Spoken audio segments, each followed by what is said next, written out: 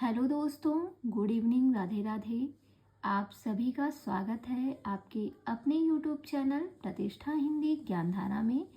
तो दोस्तों, कल की हमारी जो क्लास थी वो हुई थी प्रयोगवादी कवियों की महत्वपूर्ण काव्य पंक्तियों पर, जिसमें हमने 4-5 लेखकों की पंक्तियों को देखा था। और आज उसके आगे हम बात करेंगे, ये उसका दूसरा पार्ट आने जा रहा है। ठीक है, तो इसमें हम देखेंगे धर्मवीर भारती की पंक्तियों को। और भी लेखक हैं, आगे आगे उनको पढ़ते चलेंगे। और आज ही जो है हमारा ये पंक्तियों वाला जो चैप्टर है प्रयोगवादी कवियों की पंक्तियों का, वो जो है पूर्ण रूप से समाप्त हो जाएगा। तो चलिए देर ना करते हुए क्लास की शुरुआत करते हैं। बने रहिएगा चैनल पे ताकि आपको चीज़ें अच्छे से समझ में आए। और अगर कोई चैनल पे फर्स्ट टाइम आया है तो प्लीज़ आप पहले रुक कर 5 मिनट मेरी वीडियो को देखिएगा। अगर वीडियो आपको पसंद आती है तो आप उसको आगे कंटिन्यू ज़रूर कीजिएगा। और अगर पूरी वीडियो आपको अच्छी लगती है तो चैनल को भी सब्सक्राइब जरूर कर लीजिएगा। तो चलिए दोस्तों शुरू करते हैं। बात करें धर्मवीर भारती की, तो इनकी जो पहली पंक्ति है वो देखिएगा आप। लिखा है, सृजन की थकन भूल जा देवता, अभी तो पड़ी है धरा अधबनी। ये पंक्ति जो है धर्मवीर भारती के द्वारा लिखी गई है। क्या है कि सृजन की थकन भूल जा देवता, अभी तो पड़ी है धरा अधबनी। ये पंक्ति धर्मवीर भारती के द्वारा लिखी गई है। अब इन्हें हम याद कैसे करेंगे?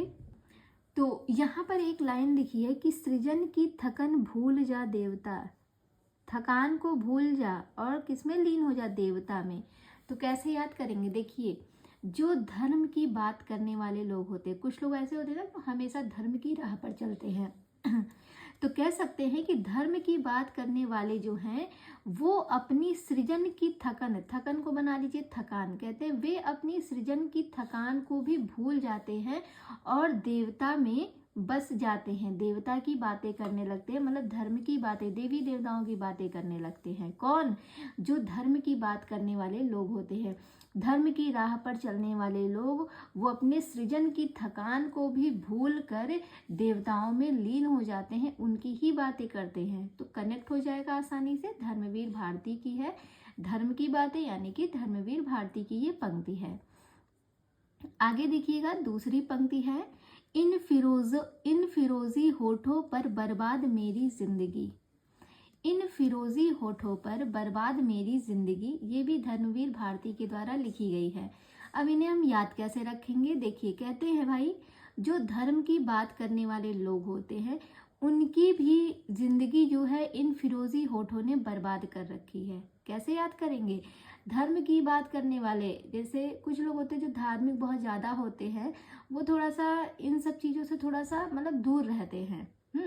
कि प्रेम वगैरह से, मतलब ऐसा नहीं है उनको प्रेम नहीं होता, लेकिन बस वो सबके सामने एक्सप्रेस नहीं करते हैं।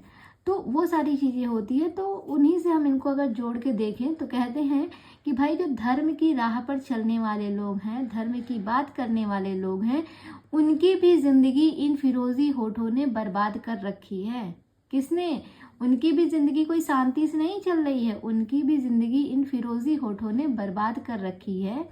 फिरोजी होठों का सेंस यहाँ पे आप ले सकते हैं, जैसे कोई लड़की, ठीक है, फिरोजी होठे, ठीक है, आप वहाँ से अगर आप इसको कनेक्ट करेंगे तो आसानी से समझ में आएगा, कनेक्ट भी हो जाएगा। आप सभी लोग जो है साहित्य पढ़ने वाले लोग हैं, तो आप इन सारी चीज़ों को बहुत अच्छे से समझते भी होंगे, तो इसलिए मुझे ज़्यादा कुछ बोलने की ज़रूरत नहीं है। तो आसानी से आप याद रख लेंगे। ये धर्मवीर भारती की पंक्ति है। आगे देखिएगा, जो तीसरे नंबर की पंक्ति है, तीसरे नंबर की पंक्ति है, अगर मैंने किसी के होठ के पाटल कभी चूमे, अगर मैंने किसी के नैन के बादल कभी चूमे, महज इससे किसी का प्यार मुझ पर पाप कैसे हो, महज इससे किसी का स्वर्ग मुझ पर शाप कैसे हो।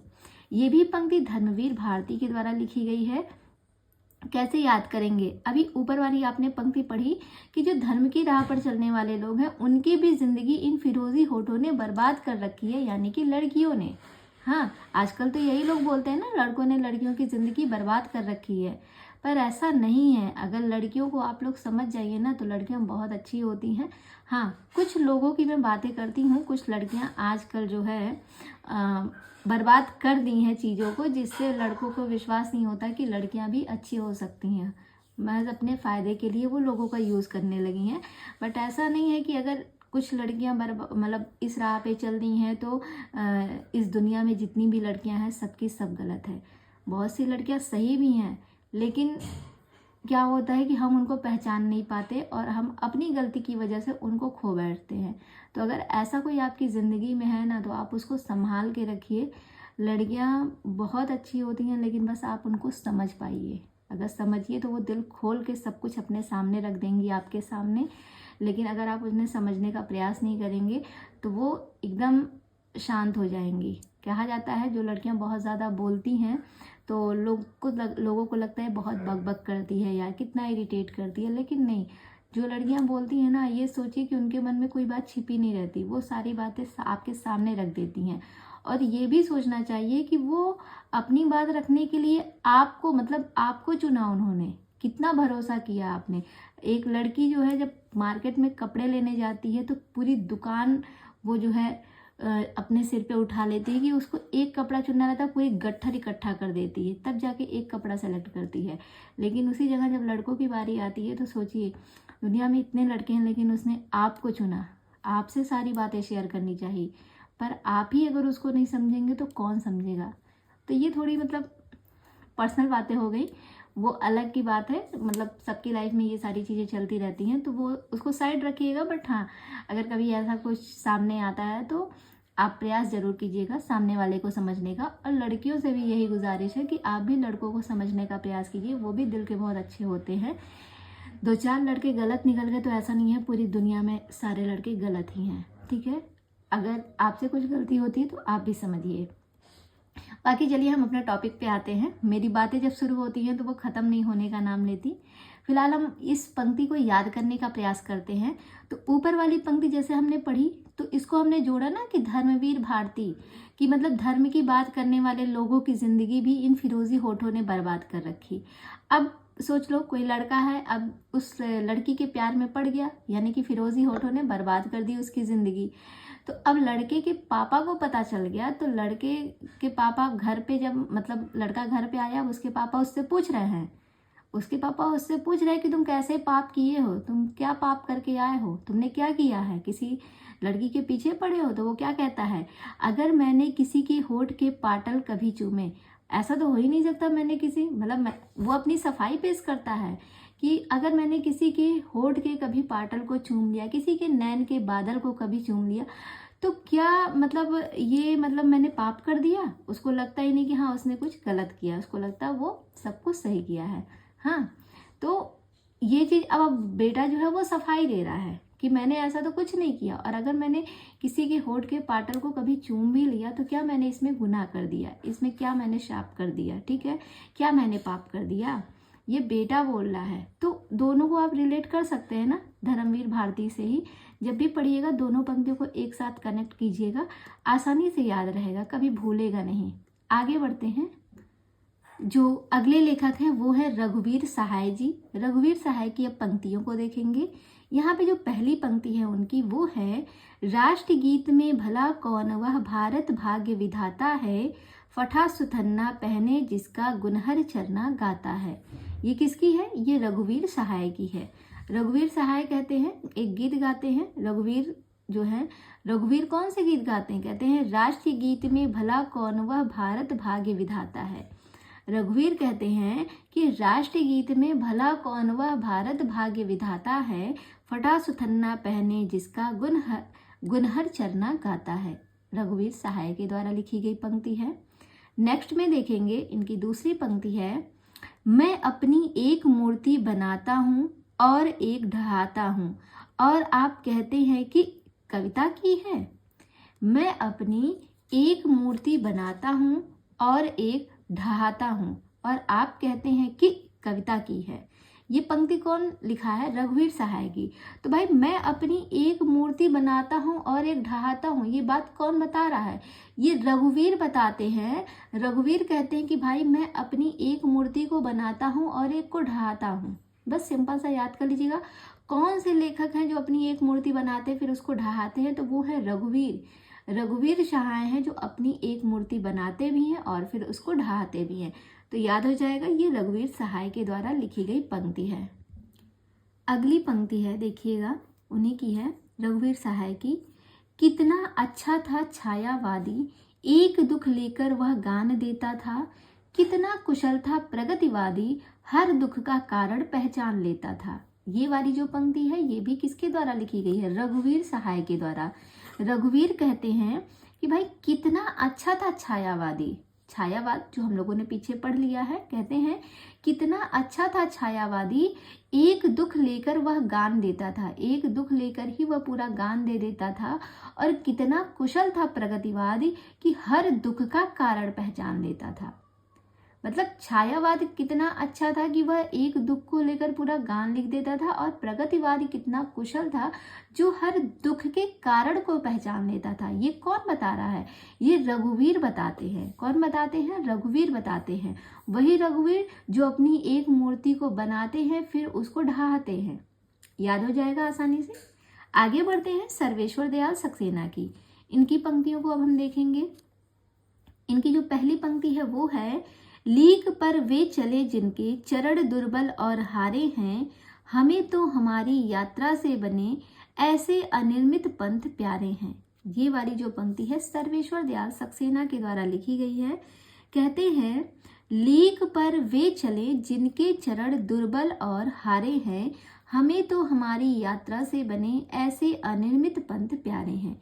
अब इन्हें हम याद कैसे करेंगे? देखिए यहाँ पे ये जो लाइन लिखी है ना, लीक पर वे चले जिनके चरण दुर्बल और हारे हैं। हाँ, ये हमें कैसे पता चला कि लीक पर वे चले थे जिनके चरण दुर्बल और हारे थे? तो ये एक सर्वे के दौरान पता चला। एक सर्वे हुआ था जिसमें ये पता चला कि जिनके चरण दुर्बल और हारे थे वो लोग लीक पर चले थे। लीक पर वे चले थे जिनके चरण दुर्बल और हारे थे। तो ये कैसे पता चला था? एक सर्वे हुआ था भाई। सर्वे के दौरान ये पता चला था कि जिनके चरण दुर्बल और हारे हैं वो सारे के सारे लोग लीक पर चले थे। बस इस तरीके से याद कर लीजिए, आसानी से आपके दिमाग में ये चीजें बनी रहेंगी कि इन्हीं की ये पंक्ति है। आगे देखिएगा, अगली पंक्ति है इनकी, लोकतंत्र को जूते की तरह लाठी में लटकाए, भागे जा रहे हैं सभी सीना फुलाए।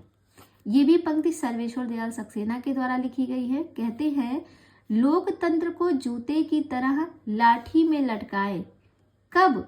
सर्वे के दौरान। सोचिए, एक जगह सर्वे चल रहा था, सर्वे हो रहा था, ठीक है, लोग सर्वे करने जाते हैं तो सर्वेश्वर दयाल सक्सेना को हम लोग हमेशा सर्वे से कनेक्ट करते हैं। तो कुछ लोग सर्वे करने गए तो कहते भाई मैं जब जहाँ पे सर्वे करने गया था वहां पर क्या हो रहा था, लोग जो थे वो लोकतंत्र को जूते की तरह लाठी में लटकाकर भागे जा रहे थे और सभी सीना फुलाए हुए थे। कहाँ पर भाई? एक जगह सर्वे हो रहा था, वहां पे जो है जूते की तरह लोगों ने लोकतंत्र को लाठी में लटकाया और भागे जा रहे हैं। ये सर्वे में मतलब सर्वे चल रहा था, वहां पे ऐसी भगदड़ मच गई। याद हो जाएगा। अगली जो पंक्ति है वो है, मैं नया कवि हूँ इसी से जानता हूँ सत्य की चोट बहुत गहरी होती है। मैं नया कवि हूँ इसी से जानता हूँ सत्य की चोट बहुत गहरी होती है। ऐसा कैसे पता चला उन्हें?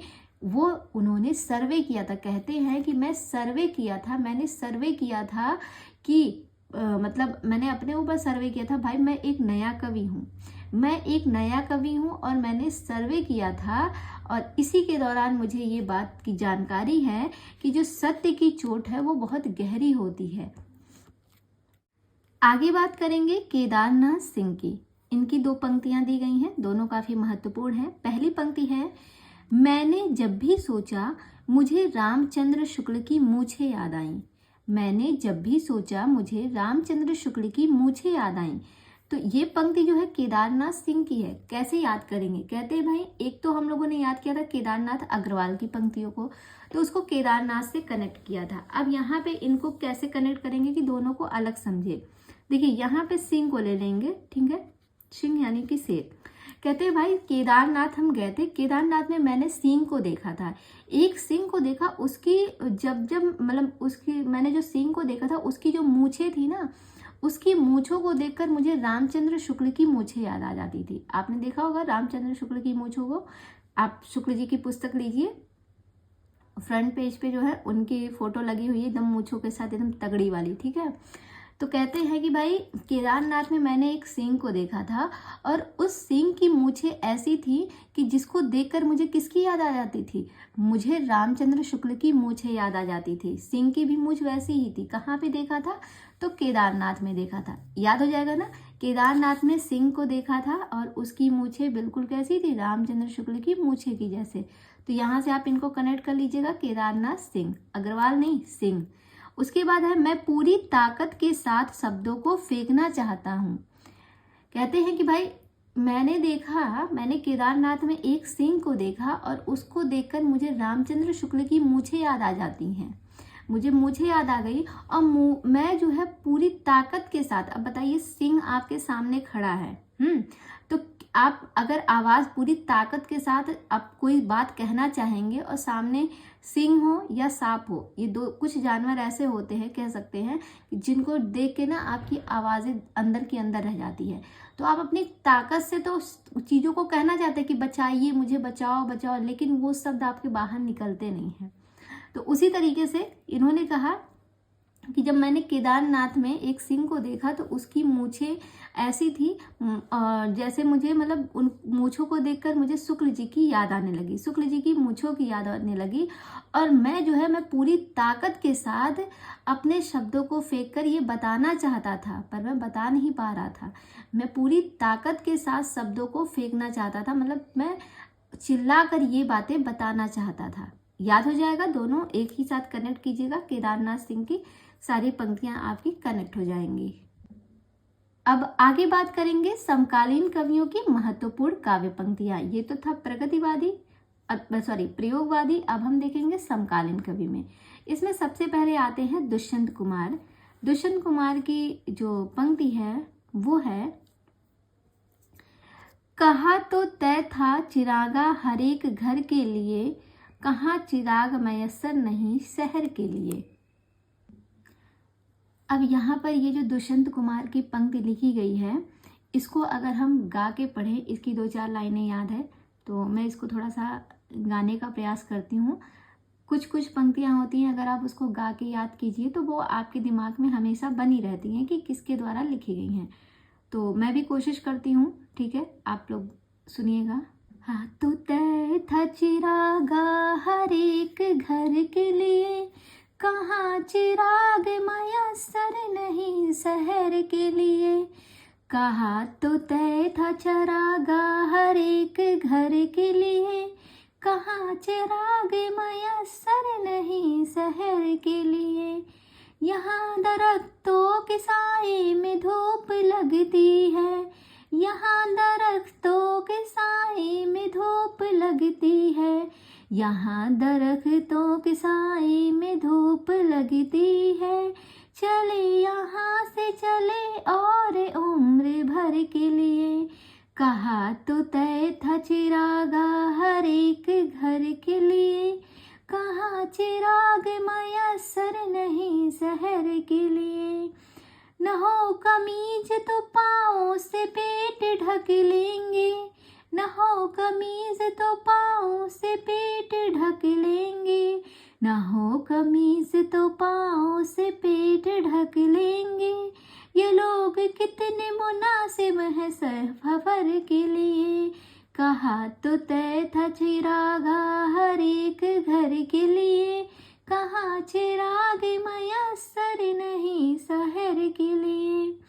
खुदा नहीं न सही आदमी का ख्वाब सही, खुदा नहीं न सही आदमी का ख्वाब सही, खुदा नहीं न सही आदमी का ख्वाब सही।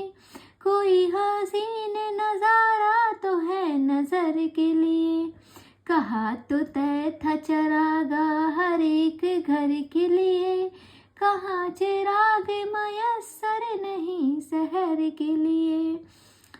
इसकी पूरी लाइन तो मुझे नहीं याद है, लेकिन 2-3 स्टैंजा मुझे याद थी, तो मैंने इसको गाने के माध्यम से थोड़ा सा जो है प्रयास किया है कि ताकि इन पंक्तियों को कह सकूं। अब बात आती है इसको हम कनेक्ट कैसे करेंगे। मान लिया ये तो चलो जिसको याद है, जिसको राग आती है वो तो कनेक्ट कर लेगा, लेकिन ठहरे हम जैसे लोग जिनको राग वाग बनाने नहीं आती है, फिर भी मैंने थोड़ा सा खैर प्रयास किया, तो इनको याद कैसे करेंगे। लिखा है कहाँ कहाँ तो तय था चिरागा हर एक घर के लिए, और कहाँ चिराग मयसर नहीं शहर के लिए। तो दुष्यंत कुमार कहते हैं भाई तय हुआ था कि चिराग जो है वो हर घर में जलेगा। कहते हैं चिराग हर एक घर के लिए, कहा तो तय था, मैंने कहा था और तय हुआ था कि चिराग हर एक घर के लिए होगा, लेकिन यहाँ पर चिराग जो है वो तो शहर में ही नहीं है, और जब शहर में ही चिराग नहीं है तो हर एक घर में कहाँ से होगा। ये बात कौन कहता है, ये दुष्यंत कुमार कहते हैं। तो यहाँ से आप दुष्यंत कुमार को आसानी से याद कर लेंगे। आगे देखते हैं दूसरी पंक्ति जो इनकी है वो है, हो गई है पीर पर्वत सी पिघलनी चाहिए, इस हिमालय से कोई गंगा निकलनी चाहिए, सिर्फ हंगामा खड़ा करना मेरा मकसद नहीं है, मेरी कोशिश है कि ये सूरत बदलनी चाहिए। ये वाली जो पंक्ति है ये भी दुष्यंत कुमार के द्वारा लिखी गई है। कहते हैं हो गई है पीर पर्वत सी पिघलनी चाहिए, इस हिमालय से कोई गंगा निकलनी चाहिए। तो इस हिमालय से कोई गंगा निकलनी चाहिए, ये बात कौन कहता है, ये दुष्यंत कुमार बताते हैं। यहीं से आप इनको रिलेट कर लीजिएगा, दुष्यंत कुमार के द्वारा कही गई पंक्ति है। और लास्ट पंक्ति है, मत कहो आकाश में कोहरा घना है, यह किसी की व्यक्तिगत आलोचना है। ये कौन कहता है, ये दुष्यंत कुमार कहते हैं। दुष्यंत कुमार कहते कि भाई मत कहो कि आकाश में कोहरा घना है। दुष्यंत कुमार क्या कहते हैं कि मत कहिए कि आकाश में कोहरा घना है, यह किसी की व्यक्तिगत आलोचना है। ये भी हो सकता है। तो ये बात कौन कह रहा है, दुष्यंत कुमार कह रहे हैं। तो इस तरीके से पढ़ के इनको भी हम याद कर लेंगे। और अब आगे बढ़ते हैं सुदामा पांडे धूमिल की। ठीक है, सुदामा पांडे धूमिल को देखेंगे, इनके द्वारा जो पंक्तियां लिखी गई हैं, और बात करेंगे पहली पंक्ति की। तो पहली पंक्ति है, यह जनतंत्र जिसकी रोज सैकड़ों बार हत्या होती है और हर बार वह भेड़ियों की जुबान पर जिंदा है। कह रहे हैं यह जनतंत्र जिसकी रोज सैकड़ों बार हत्या होती है और हर बार वह भेड़ियों की जुबान पर जिंदा है, ये धूमिल की रचना है। तो यहाँ से हम पढ़ेंगे, बस इस शब्द को पकड़िएगा, यह जनतंत्र। तो कहते भाई यह जो जनतंत्र है हमारा ना, जहाँ पर सैकड़ों बार क्या होती है, जहाँ पर रोज सैकड़ों बार हत्याएं होती हैं, ये हमारा जनतंत्र एकदम धूमिल हो चुका है। धूमिल मतलब धूल में मिल चुका है, बेकार हो चुका है। तो हमारा यह जो जनतंत्र है ये कैसा हो चुका है, ये धूमिल हो चुका है। अब खुद ही सोचिए, जहाँ पर रोज सैकड़ों लोगों की हत्या हो रही है, वहाँ क्या आप अच्छे की उम्मीद कर सकते हैं। तो कहेंगे ना भाई सब कुछ एकदम धूमिल हो चुका है, सब कुछ बेकार हो चुका है, इंसानियत रही नहीं गई। तो रिलेट कर लेंगे कि यह जो जनतंत्र है हमारा, ये एकदम धूमिल हो चुका है, बिक चुका है लोगों के हाथे। तो धूमिल से याद रहेगा सुदामा पांडे धूमिल की ये पंक्ति है। अगली पंक्ति है इनकी धूमिल जी की, अपने यहाँ संसद तेली की वह घानी है, जिसमें आधा तेल है आधा पानी है। तो कहते अपने यहाँ की जो संसद है तेली की वह घानी है, जिसमें आधा तेल है और आधा पानी है, मतलब मिलावटी है। तो अपने यहाँ की संसद कैसी है, अपने यहाँ की संसद भी धूमिल है।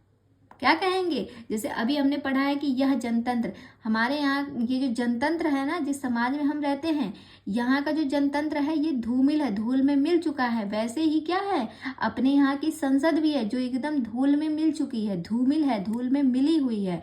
तो बस संसद भी धूल में मिली हुई है, जनतंत्र भी धूल में मिला हुआ है, कनेक्ट हो गया आसानी से। अगली पंक्ति है, भूख से रिरियाती हुई हथेली का नाम दया है और भूख से तनी हुई मुट्ठी का नाम नक्सलवाड़ी है। यह पंक्ति किसकी है, ये भी धूमिल की है। कहते हैं भूख से रिरियाती हुई, भाई अगर कोई भूख से रिरिया रहा है तो क्या होता है, तो वो अपनी छवि को क्या कर रहा है, धूमिल ही कर रहा है ना। भाई आप भूख से रिरियाइए मत, आप जाइए। आज के टाइम में ना, अगर आपको भूख लगी तो आप किसी के सामने रो के अगर मांगेंगे तो कोई आपके लिए कुछ करेगा नहीं। आप बल्कि स्वयं खड़े होइए, जाके मेहनत कीजिए और 4 पैसे कमाइए और उससे अपना पेट पालिए। ठीक है, अपनी भूख को मिटाइए। भूख से रिरियाने, जो लोग भूख से रिरियाते हैं ना, लिखा है भूख से रिरियाती हुई हथेली का नाम दया है। तो दया तो है लेकिन लोग दया दिखाते नहीं है। क्यों? क्योंकि सारों लोगों की इंसानियत मिट चुकी है, मर चुकी है, सब धूमिल हो चुकी है। तो कहते भाई आप भूख से रिरियाइए मत, आप भूख से रोते हुए आप अपनी छवि को क्या कर रहे हैं? धूमिल कर रहे हैं। आप एक अच्छे इंसान है तो आप जाके मेहनत कीजिए भूख के लिए, किसी के सामने रिरियाइए मत, नहीं तो इससे आपकी छवि क्या हो रही है? धूमिल होती जा रही है। याद हो जाएगा आसानी से। आगे बढ़ते हैं, अगली पंक्ति है, हाँ हाँ मैं कवि हूँ, कवि यानी भाषा में भदेश हूँ। हाँ हाँ मैं कवि हूँ, कवि यानी कि भाषा में भदेश हूँ। ये वाली जो पंक्ति है ये भी किसके द्वारा लिखी गई है? तो धूमिल के द्वारा लिखी गई है। कहते हैं हाँ हाँ मैं कवि हूँ और मैं भाषा में भदेश हूँ। मैं कवि हूँ, मैं भाषा में भदेश हूँ, यानी कि मैं धूमिल हो चुका हूँ। भाषा में भदेश हूँ तो मेरी छवि कैसी हो गई है? मेरी छवि जो है वो धूमिल हो चुकी है। हाँ मैं कवि हूँ। और एक मैंने पढ़ा है कि मैं नया कवि हूँ, इसलिए इसी से मैं जानता हूँ कि सत्य की चोट गहरी होती है। मैं नया कवि हूँ कैसे पता चला था? सर्वे करने के दौरान। कहते हैं मैं नया कवि हूँ, ऐसा सर्वे के दौरान पता चला था कि जो है सत्य की चोट गहरी होती है। और यहाँ पे लिखा है हाँ हाँ मैं कवि हूँ, यानी कि भाषा में भदेश हूँ। और जब मैं भाषा में भदेश हूँ तो मेरी छवि क्या है? वो धूमिल होती जा रही है। धूमिल से धूमिल की पंक्ति है। आगे देखेंगे, अगली जो पंक्ति है वो है, कविता भाषा में आदमी होने की तमीज है। कहते हैं कविता जो है वो भाषा में आदमी होने की तमीज है। तो ये पंक्ति जो है आप लोगों ने कई बार पढ़ी होगी, बहुत ही प्रसिद्ध पंक्ति है और इसको आपने काव्यशास्त्र में भी पढ़ा होगा, मैंने ही पढ़ाया है। जितने भी लोग मेरी काव्यशास्त्र वाली क्लास नहीं देखे हैं, अगर पढ़ना चाहते हैं तो इसी चैनल पे काव्यशास्त्र की वीडियो पड़ी हुई है, पुनीत राय की पुस्तक से मैंने पढ़ाया है। तो ये वहाँ पे भी ये लाइन आपको मिलेगी कि कविता जो है भाषा में आदमी होने की तमीज है। ये तमीज कौन बता रहा है? आदमी होने की तमीज जो खुद धूल में मिला हुआ है वो बता रहा है कि आदमी की तमीज क्या होती है। इसको आप ऐसे अगर रिलेट करिए तो कहते हैं ना भाई खुद किस जगह पे हो और मुझे तमीज सिखा रहे हो। जो खुद गाली दे रहा है वो बता रहा है कि गाली नहीं देना चाहिए और खुद वही काम कर रहा है। तो वैसे ही कह सकते हैं आदमी जो है खुद धूल में मिला हुआ है और खुद बता रहा है कि आदमी की तमीज क्या है। खुद तो धूल में मिले हुए हैं तो धूल में मिलना यानी कि धूमिल। ठीक है, तमीज कौन बता रहा है? यहाँ पे आप रिलेट कर लीजिएगा, जो खुद धूल में मिला हुआ है वो बता रहा है कि आदमी होने की तमीज क्या है। बस इस लाइन को पकड़ना तो आसानी से याद रहेगा। अगली पंक्ति है, भाषा उस तिकड़मी दरिंदे की कौर है जो सड़क पर और है। कहते हैं भाषा उस तिकड़मी दरिंदे की कौर है जो सड़क पर और है। ये किसकी पंक्ति है? ये भी धूमिल की है। कहते हैं भाषा जो है तिकड़मी दरिंदे और सड़क पर हो तो वो क्या होती है? वो धूमिल हो जाती है। ठीक है, जैसे आप इसको कह सकते हैं किसी दरिंदे के मुंह से जो भाषाओं का प्रयोग किया जाता है। सड़क पर जो लोग ऐसे फालतू फालतू के शब्द बोलते रहते हैं, किसी से लड़ाई झगड़ा करते हैं, उनमें जो भाषाओं का प्रयोग किया जाता है वो शब्द क्या करते हैं? उनकी छवि को धूमिल करते हैं। अगर कोई गुंडा मवाली लड़ाई करता है, रोड पे दरिंदे जैसी हरकत करेगा, अपने ऊट पटांग शब्दों का प्रयोग करेगा, तो उसकी छवि कैसी बनेगी आपकी नज़रों में? धूमिल ही होगी ना। तो उसी से आप इनको कनेक्ट कर सकते हैं। और भाई दरिंदों का तो वही कौर है, भाषा जो है तिकड़मी दरिंदों का वही कौर है। जो दरिंदे होते हैं वो भाषाओं के माध्यम से ही तो जाने जाते हैं। ऐसे ऐसे शब्दों का प्रयोग करते हैं कि लग जाता है यार तुम इंसान हो कि दरिंदे हो, तुम क्या क्या शब्द बोल रहे हो। तो वो उन्हीं का कौर है, वही उनकी जो है कह सकते हैं, उसी से उनका जीवन चलता है। अगर बोलेंगे नहीं, दरिंदगी नहीं करेंगे तो फिर कैसे के दरिंदे कहलाएं। आप आसानी से रिलेट कर सकते हैं। 7वें नंबर की पंक्ति है, क्रांति यहाँ के असंगत लोगों के लिए किसी अबोध बच्चे के हाथों की जूझी है। कहते हैं क्रांति यहाँ के असंगत लोगों के लिए जो है क्या हो चुकी है? धूमिल हो चुकी है। कहते हैं जो क्रांति है, क्रांति यहाँ के असंगत लोगों के लिए आने से जो है, ये जो क्रांति आई है, क्रांति आने से यहाँ के जो असंगत लोग हैं इनकी जो छवि है वो धूमिल हो चुकी है। तो याद हो जाएगा क्रांति आने से। एक तो हमने पढ़ा जनतंत्र, तो जनतंत्र जो है यहाँ का जनतंत्र धूमिल है, हमारे यहाँ की संसद धूमिल है। और जब क्रांति आई हमारे यहाँ तो असंगत लोगों के लिए उनकी छवि को धूमिल कर दी क्रांति भी। याद हो जाएगा।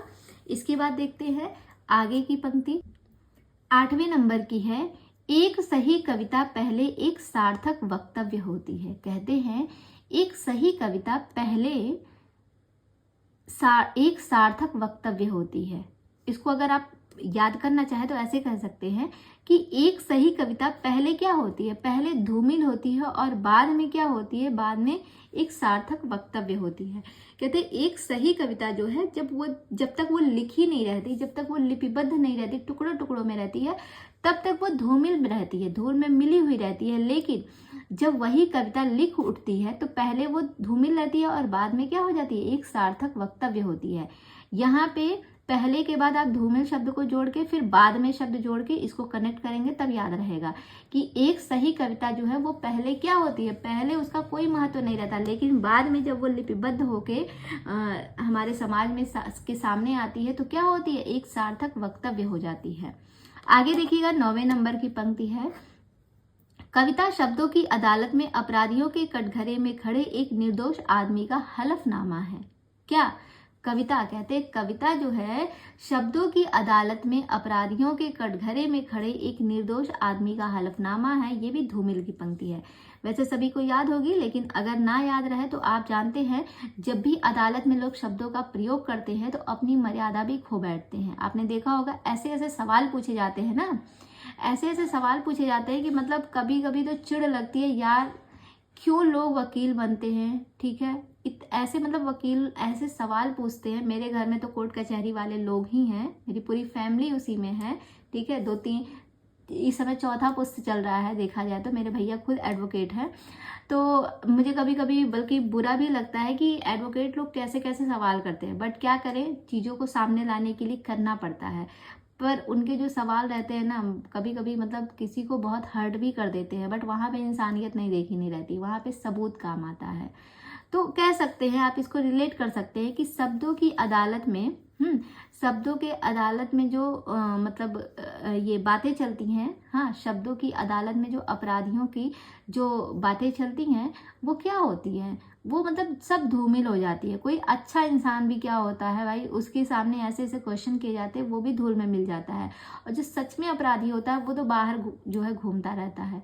और जो क्या होता है, जो निर्दोष आदमी रहते हैं उनकी सुनवाई ही नहीं होती है, उन्हीं के ऊपर आरोप लगा दिए जाते हैं। ऐसा आपने देखा होगा ना, तो इसको आप उससे रिलेट करेंगे तो आसानी से याद हो जाएगा। आगे देखते हैं 10वें नंबर की पंक्ति है, अब उसे मालूम है कि कविता घेराव में किसी बौखलाए हुए आदमी का संक्षिप्त एकालाप है। कहते हैं अब उसे मालूम है कि कविता घेराव में है, और जब कविता घेराव में हो तो यानी कि वो धूमिल हो चुकी है। जब धूमिल हो चुकी है तब उसको लोगों ने घेर लिया, किसको, कविता को। कहते हैं अब उसे मालूम है कि कविता घेराव में है, यानी कि अब कविता क्या है, धूमिल हो चुकी है। तो धूमिल से ये धूमिल की पंक्ति हो गई। आगे देखेंगे, अगली पंक्ति है, जिस पर कोई नहीं खाना चाहता आज़ादी एक झूठी थाली है। कहते हैं जिस पर कोई नहीं खाना चाहता, तो भाई किस पर कोई नहीं खाना चाहेगा, धूल से मिली हुई थाली पर। अब सोचिए, अब इनको हमें याद कैसे करें, हमें धूमिल शब्द को पकड़ना है, ठीक है। तो अब बताइए, आप अगर घर में आपको खाना दिया जा रहा है और आपके थाली में या प्लेट में हल्का सा भी अगर कुछ लगा रहता है तो क्या आप उसमें खाना पसंद करेंगे, नहीं करेंगे। और सोचिए अगर उस थाली में धूल से सनी हुई वो थाली हो और उसमें आपको खाना दिया जाए तो क्या आप खाएंगे, तो कहेंगे नहीं खाएंगे। तो लिखा है ना, जिस पर कोई नहीं खाना चाहता उस जूठी थाली पर, क्यों, क्योंकि उस पर जो है पूरी धूल से वो थाली जो है वो पड़ी हुई है, तो उस पर कोई खाना नहीं चाहता है, धूमिल है वो थाली। धूमिल से याद हो जाएगा, ये धूमिल की पंक्ति है। आगे देखिएगा, अगली जो पंक्ति है वो है 12वें नंबर की, नंगापन अंधापन होने के खिलाफ एक सख्त कार्यवाही है। कहते हैं नंगापन अंधापन होने के खिलाफ एक सख्त कार्यवाही है। तो कहते भाई उसकी छवि धूमिल हो गई, उस व्यक्ति की छवि धूमिल हो गई जो नंगापन व अंधापन होकर एक सख्त कार्रवाई करता है। मतलब नंगापन तो है ही और उसने तो अपनी आंखों को भी बंद कर लिया है। कुछ जज ऐसे होते हैं ना जो आंख नाक कान सब बंद करके जो है, मतलब उनको ये नहीं दिखाई देता कि कौन सही है कौन गलत। वो क्या करते हैं, पैसे के नाम पे, जिसके पास बहुत ज़्यादा पैसा है, आजकल तो भाई पैसा बोलता है, कहा भी गया है कि नहीं। तो क्या करते हैं, अपना जो रहता है, कह सकते हैं कि अपना फैसला सुना देते हैं नंगापन और अंधापन होकर। ठीक है, तो इसको रिलेट कर सकते हैं कि भाई ऐसे जज की भी छवि जो है धूमिल हो जाती है, जो नंगापन और अंधापन के आधार पर जो है अपनी एक सख्त कार्रवाई करता है, अपना फैसला सुना देता है। ठीक है, एक अंधेपन होने के खिलाफ एक सख्त कार्रवाई करता है। तो दोनों को रिलेट करके आसानी से याद कर सकते हैं। नंगापन और अंधापन वालों की भी छवि क्या हो जाती है, लोगों के सामने धूमिल हो जाती है। अगली पंक्ति है 13वें नंबर की। दरअसल अपने यहाँ जनतंत्र एक ऐसा तमाशा है जिसकी जान मदारी की भाषा है। कहते भाई जो हमारे यहाँ का जनतंत्र है वो एक ऐसा तमाशा है जो आज पूरी तरह क्या हो गया है, जो आज पूरी तरह धूमिल हो चुकी है। अभी हमने पढ़ा है कि यहाँ का जो जनतंत्र है वो धूमिल है, उसी से आप जो रिलेट कर लीजिए। फिर आगे कहते हैं कि और अपने यहाँ का जो जनतंत्र है ना वो एक ऐसा तमाशा बन चुकी है जो आज क्या है, आज लोगों की नज़र में धूमिल हो चुकी है। हमारे यहाँ की जो जनतंत्र है, बस धूमिल से धूमिल की पंक्ति है। और 14वें नंबर की देखिएगा।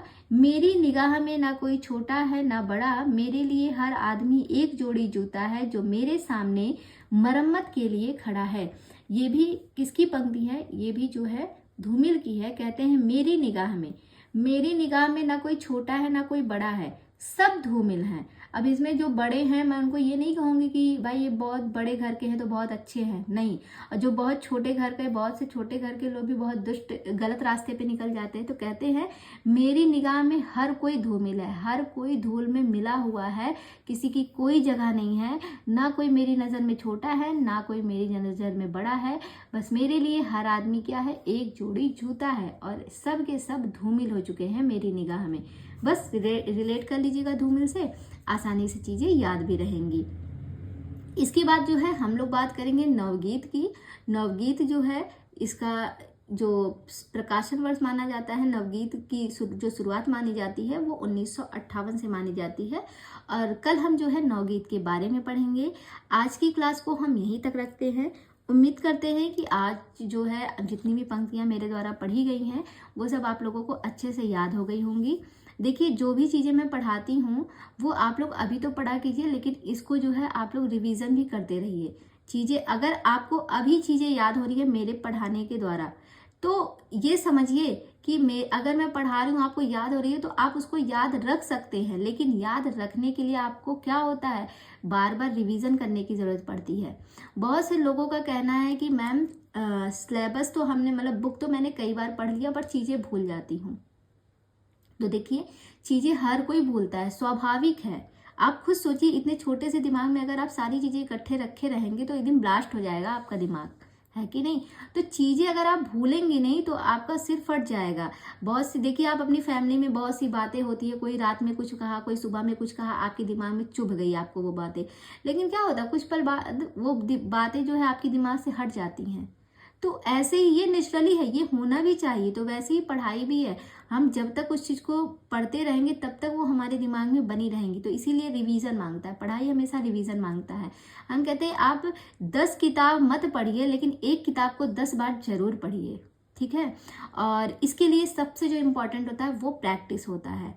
प्रैक्टिस आप जितना ज़्यादा हो सके प्रैक्टिस कीजिए। टेलीग्राम पे बहुत से प्रैक्टिस चीज़ें मतलब प्रैक्टिस कुछ कराई जा रही हैं और पेड भी चलता है, फ्री में भी चलता है। पेड वाला ये रहता है कि उसमें आप खुद को जो है जांच सकते हैं कि आपने जो पढ़ाई किया है वो आपकी कहाँ तक सफल हुई है, इससे आपकी तैयारी होती चलती है। और जो फ्री वाले रहते हैं उसमें आप बस ये देखते हैं कि आपने जितना पढ़ा है उसमें से आप कितना क्वेश्चन कर पा रहे हैं, क्योंकि उसमें आपको पता नहीं रहता कि क्वेश्चन कहाँ से आ रहा है, ठीक है। आपको टॉपिक तो नहीं पता है, लेकिन पेड में क्या रहता है आपको टॉपिक बता दिया जाता है, आप उसको पढ़ के आते हैं, उसमें आपकी तैयारी कराई जाती है। मान लिया कोई टॉपिक है, आपसे कह दिया गया आज कहानी पे क्विज होगी, तो आप कहानी को पढ़ के आए। अब उसमें पेज नंबर बता दिया गया कि जो है 20 से लेके 25 तक के पेज नंबर से जो है क्विज होगी, तो आप 20 से 25 तक को पढ़ेंगे और आप ये कोशिश करेंगे कि जितने लोग उस पेड ग्रुप में जुड़े हैं सबसे अधिक नंबर मेरा है। हर कोई आगे बढ़ना चाहता है ना, तो वहाँ पे आप कंपटीशन कीजिए।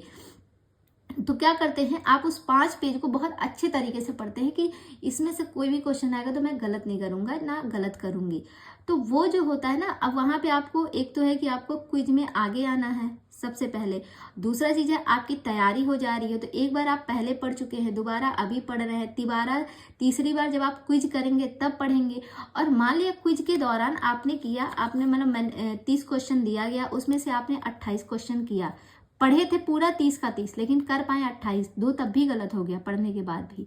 तो जो 2 क्वेश्चन गलत होते हैं ना, उन 2 क्वेश्चन को आप क्या कीजिए, तुरंत अपनी बुक ओपन कीजिए और उस 2 क्वेश्चन को फिर से देखिए कि क्वेश्चन पूछा क्या गया और आपने जवाब क्या दिया, आपने गलती कहाँ पर की। और जब गलती आपको पकड़ में आ जाएगी तो वो गलती आपसे दोबारा नहीं होगी। तो पढ़ाई करने का सबसे जो सही तरीका होता है वो यही होता है कि जहाँ पे आपके क्वेश्चन गलत हो रहे हैं उस क्वेश्चन को आप तुरंत अपनी बुक में देखिए।